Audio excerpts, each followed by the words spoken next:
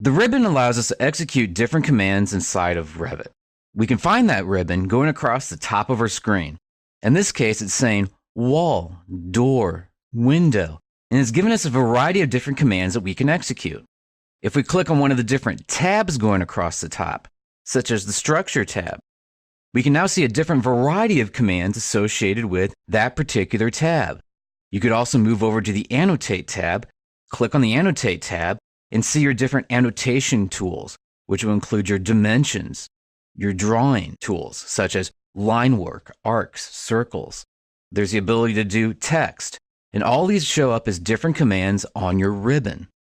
Now, if we move back over again and select on Architecture to see the Architecture tools, we'll begin to notice there's also different categories on our ribbon. These different categories, they're also called panels, include the Build, Circulation, Model, and they're named after the different tools that happen to be on that particular panel.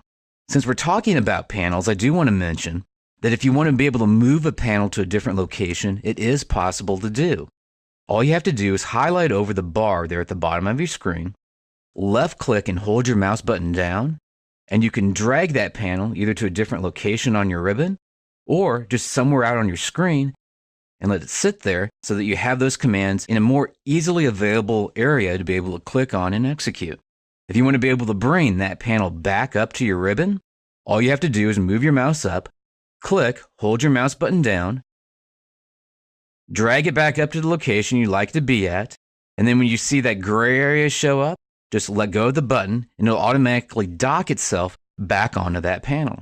One other thing to know about the ribbon as far as being able to reorganize this different information, if you don't like the location of where one of these is located at, for instance, maybe you'd want structure in front of architecture, if that's the case, all you have to do is hold down the Control key on your keyboard, left click and hold down your mouse button on the tab that you want to be able to move over, and then you can drag this over and let go in order to be able to rearrange the tabs on the ribbon.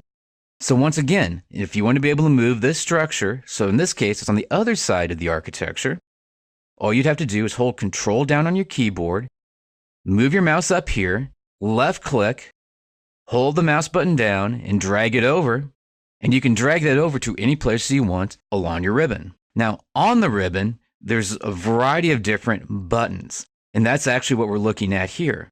So here you can see I have beam and wall and column. If I highlight here on Architecture and click on the Architecture tab, we have different commands. Now if I highlight over the word door, we can see that the door button highlights. It also gives us this little flyout menu that first starts off by saying, what does this command do? In this case, it says door, adds door to the building model. Then if you highlight over it for about 1 second, it'll automatically pop up an illustration showing what the command does or what it adds. We can illustrate this as well by moving over the word window here, seeing the one window, and then seeing it expand itself out to illustrate how windows work. One thing I do want to mention is based on the resolution of your computer screen, these buttons might be slightly different sizes. In other words, your window button might be the same size as what my door button is. Right now I'm working on a small computer screen at a lower resolution. So as a result of that, you'll find that the ribbon will automatically resize its commands based on the amount of screen real estate that you have available to you. So your window button might be larger, same size as my door button, and that's okay. It executes the same command. Now there are different kinds of buttons available inside of Revit as well. This is just your standard button, and if you would click on door, you'll see it automatically executes the door command. To get out of a command in Revit, all you have to do is hit the escape key on your keyboard. There are two other kinds of buttons though that you need to know about. The first kind of button is going to be called a drop-down button. And you can see that whenever there's this little dark triangle next to a command. If you click on that little dark triangle, you'll get a variety of different commands which are associated with that command. In this case, I'm seeing structural column as well as column architectural. We can see that as well over here where we have stairs. That little down arrow, click on it, and it gives us a variety of different options associated with that command. And once again, this is called the drop-down button. There's also a split button inside of the program, and walls is an excellent example of a split button because it has this button and it's split into two different categories. The first picture is activating whatever the default option is. So just draw in a default regular wall.